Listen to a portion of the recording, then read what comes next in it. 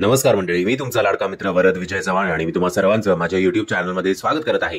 मंडळी, अल्ल्याड पल्ल्याड नावाचा नवीन मराठी सिनेमा येत्या 14 जून 2024ला आपल्या भेटीला येणार आहे आणि हा एक हॉरर जॉनरवाला सिनेमा आपल्या भेटीला येतोय. आय थिंक मराठीमध्ये बराच काळ झालाय जिकडे चांगला हॉररवाला सिनेमा आपल्या भेटीला आलेला नाहीये आणि या सिनेमाच्या माध्यमातून ती जी कमी आहे ती पुरी होईल असं वाटतंय. क्या बात आहे. म्हणजे ट्रेलर याचा जेव्हा आज मी बघितला खुश झालो बाबा. म्हणजे साऊथमध्ये असे ट्रेलर्स भरपूर येतात जिकडे बीजीएम असेल किंवा सिनेमॅटोग्राफी असेल किंवा तो एक हॉररवाली फिलिंग जी असते ना की अरे भूत बघायचंय. म्हणजे या ट्रेलरमध्ये आपल्याला भूत दिसला नाही पण जी काही वातावरण निर्मिती असते ती एकदम सुपर्ब झालेली आहे. बीजीएम तर थ्रू आउट द ट्रेलर मजा आली बुवा.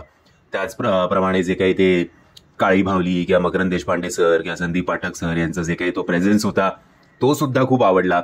मग ते आपण कांतारामध्ये बघितलं होतं की असे अनेक रंगवलेले चेहरे असे एकदम कॅमेरावर झूम त्यांच्यावर असतो कॅमेराचा आणि मग ते एकदम असे आपली घाबरगुंडी उडते. म्हणजे आता नाही, जेव्हा सिच्युएशन नुसार त्या सो या ट्रेलरमध्ये एक तर कळलं की बाबा थ्रू आउट कदाचित हा सिनेमा हॉरर बेस्ड असेल, हॉरर जॉनरवर.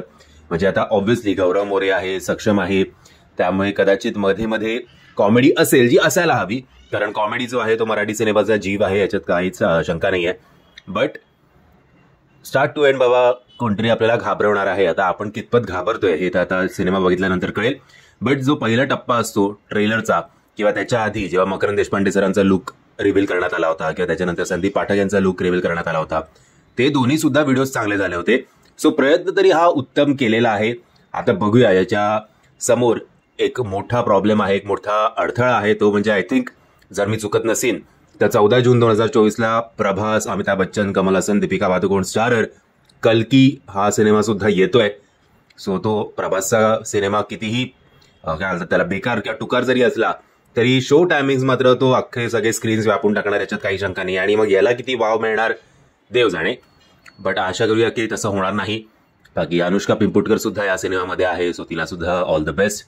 आणि एक तर मला काय स्टोरी तर नाही कळली बाबा हा ट्रेलर बघून की नक्की काय. फक्त मला असं वाटतंय की चिन्मय उदगीरकर यांनी हा खलनायक असावा या सिनेमाचा आणि त्यांनी काहीतरी कुठल्या तरी त्याचं एक शौकीन व्यक्तिमत्व असावं आणि कुठल्या तरी बाईला किंवा स्वतःच्याच बायकोला किंवा प्रेयसीला त्यांनी ठार मारला असावा आणि तिचा आत्मा आता काहीतरी भटकतोय, असं काहीतरी असावं बुवा. माहिती नाही, कारण ऍक्च्युली आपल्याला स्टोरी काहीच कळत नाही.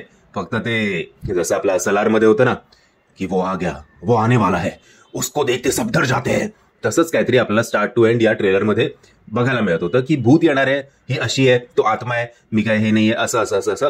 बट जे काही होतं ते बघायला बुवा मजा आली, त्याच्यात काही शंका नाही. आता बघूया स्टोरी जी अजून आपल्याला कळलेली नाही आणि सगळ्या गोष्टी ट्रेलरमध्ये दाखवणं गरजेचं सुद्धा नाहीये. ट्रेलर तुमचा इम्पॅक्टफुल व्हायला पाहिजे, ज्याच्यामुळे आपल्याला क्युरिओसिटी होईल की बाबा हा सिनेमा थिएटरमध्ये जाऊन बघूया. सो अख्खी स्टोरी आपल्याला बघायची असेल तर ऑब्व्हियसली थिएटरमध्ये जावं लागेल. सो या ट्रेलरला फुल मार्क्स असंच आपण म्हणायला काही हरकत नाही. जरा थंबनेल डिसअपॉइंटिंग आहे ट्रेलरच्या कंपॅरिझनमध्ये. थंबनेल जरा अजून चांगलं व्हायला पाहिजे होतं.